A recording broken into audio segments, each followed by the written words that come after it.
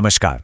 आज हम एक ऐसे रोगजनक, एक ऐसे पैथोजन का विश्लेषण करने वाले हैं जिसका नाम सुनते ही मन में एक अजीब सी दहशत पैदा हो जाती है।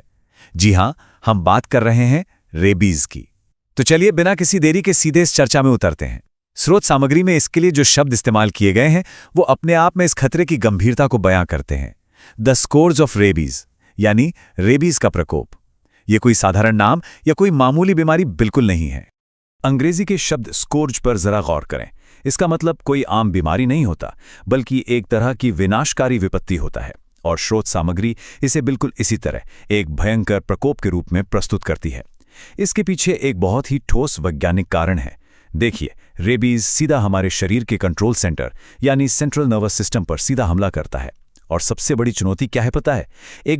सिर्फ एक बार अगर इसके लक्षण दिखने शुरू हो गए तो समझ लीजिए कि ये लगभग 100% घातक हो जाता है। 100%, मतलब बचने की गुंजाइश ना के बराबर।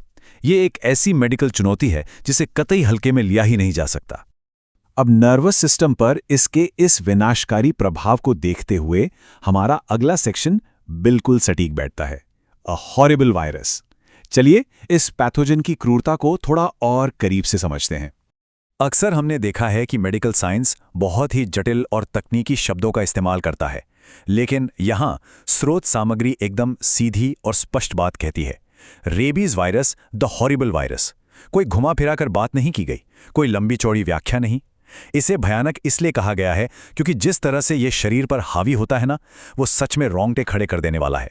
जैसे हाइड्रोफोबिया, यानी पानी से ऐसा भयानक डर लगना कि इंसान प्यासा रह जाए और फिर भ्रम या पैरालिसिस की स्थिति पैदा होना। यह सब बिल्कुल अकल्पनीय है।